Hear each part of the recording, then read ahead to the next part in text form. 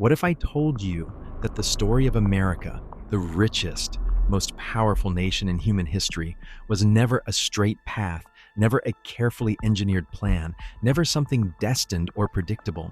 Instead, it was a chaotic chain of mistakes, gambles, accidents, ambitions, contradictions, lucky breaks, and unbelievable turning points that stretched across 423 years.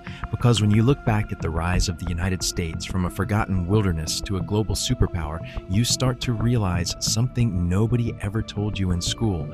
None of this was guaranteed.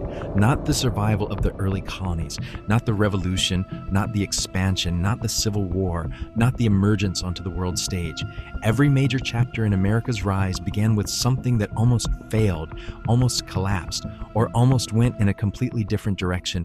And yet somehow, against all logic, a new nation kept surviving, kept expanding, kept reinventing itself, until it became the country that shapes modern global politics, economics, culture, and technology. To understand this rise, you have to start at a moment that feels almost absurd: a navigator misreading a map. In 1492, Christopher Columbus wasn't searching for a new world. He was searching for a shortcut to Asia. The man believed he could cross the Atlantic and reach India faster than the Portuguese could sail around Africa. Instead, he hit the Caribbean, convinced himself he'd reached Asia, misnamed the people he met, misinterpreted the geography, and sent Europe into a century-long race for a land none of them even understood yet. But here's what people forget. The richest, most resource-packed parts of the Americas were in the south, so Spain rushed there. The Aztecs, the Incas, the empires of Central and South America, those were the prize. That meant North America, the future United States, was ignored for more than 100 years. No rush, no scramble, no gold fever. This empty space, overlooked and underestimated, would become the blank canvas on which the United States eventually formed. England arrived early, but didn't act decisively. Their first colony disappeared mysteriously. Their second colony nearly starved to death. Their third colony outlawed Christmas. These weren't signs of a rising superpower. These were signs of a desperate series of experiments in survival. But slowly, quietly, something was happening that nobody in Europe bothered paying attention to. People came anyway. They came to escape religious restrictions, to build businesses, to farm, to own land, to chase opportunity. And as the East Coast filled with these determined settlers, the foundation of a new identity began forming, not just Europeans on distant soil, but a population that saw itself as something different, something freer, something more self-reliant. Meanwhile, France took the interior of the continent. Spain held Florida and the West. Britain held the coast. Three empires, all competing, all uneasy, all about to collide. That collision came in 1754 with the French and Indian War. It wasn't just France versus England. It was a showdown over the heart of North America. Whoever controlled the Mississippi River and the Great Lakes would control the continent. The British colonies had more than 1 million people. New France had about 60,000. The numbers weren't even close. The British won, France surrendered Canada, and suddenly Britain dominated the entire eastern half of North America. But victory came at a price. Wars are expensive, and Britain turned to its colonies for money. Taxes were imposed without representation, and the American colonists, who already saw themselves as something more than subjects, pushed back. Protests turned into anger. Anger turned into rebellion. And in 1776, a moment that seemed unthinkable became real. The colonies declared independence. But declaring independence isn't the same as winning it. The Revolutionary War was brutal, chaotic, and filled with moments where the idea of America nearly died. Washington's army froze, starved, and lost battle after battle. The British military was the greatest on earth at the time. The fact that the United States survived the war at all is one of the great shock twists of history. But winning brought another challenge. The new country was united only on paper. 13 states behaved like 13 nations.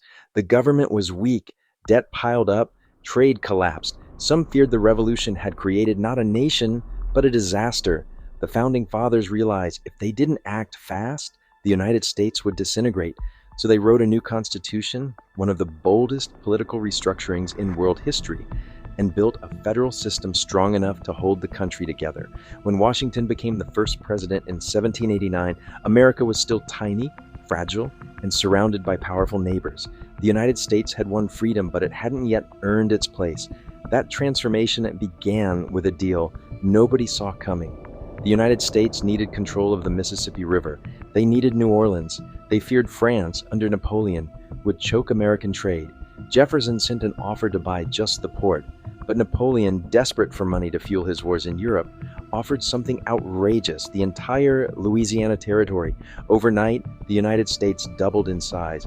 This wasn't careful planning, it was opportunity colliding with luck.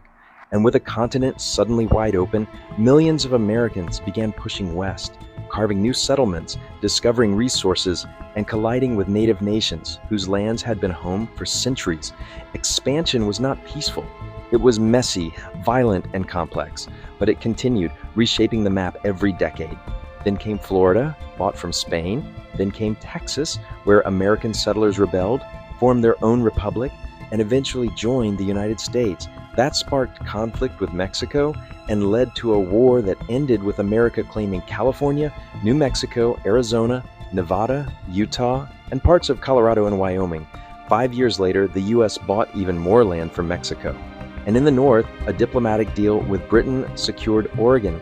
In less than 50 years, the United States stretched from the Atlantic to the Pacific.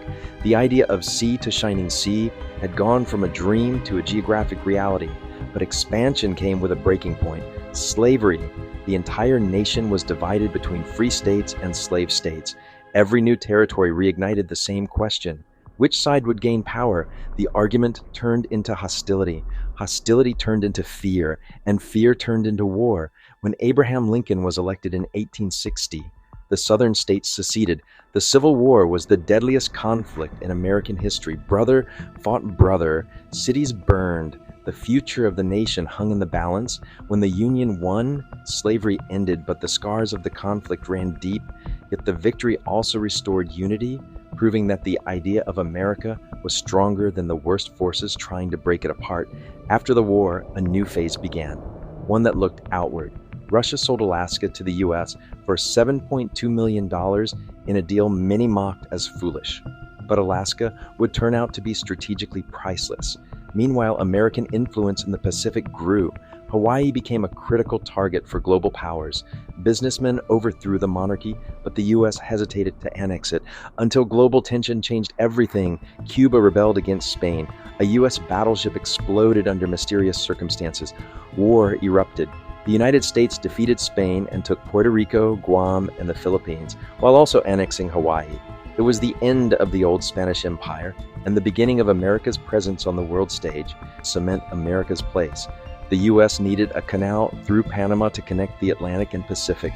Colombia refused. A revolution followed. Panama gained independence. The canal deal was signed. Theodore Roosevelt expanded the Navy, flexed American influence worldwide, and in 1914 the Panama Canal opened, giving the United States instant military and economic power across two oceans. The rise was complete. From a misread map to a revolution that almost failed, from land deals nobody expected to wars that shaped the continent, from internal conflict to global reach, the United States had transformed into a modern superpower by 1914, and the events that followed, 2 world wars, global alliances, economic revolutions, would only accelerate that rise. The unbelievable truth is this: the America we know today exists because of 1,000 decisions that could have gone differently, because of luck, timing, conflict, ambition, sacrifice, discovery, and relentless reinvention. The United States wasn't built in a straight line. It was built through chaos, crisis, and unimaginable change. And yet it rose higher, faster, and stronger than anyone ever imagined. So if this cinematic journey through America's 423-year transformation opened your eyes, hit subscribe right now, because the next episode dives into the hidden chapters of American history that textbooks skip. And trust me, you don't want to miss what comes next.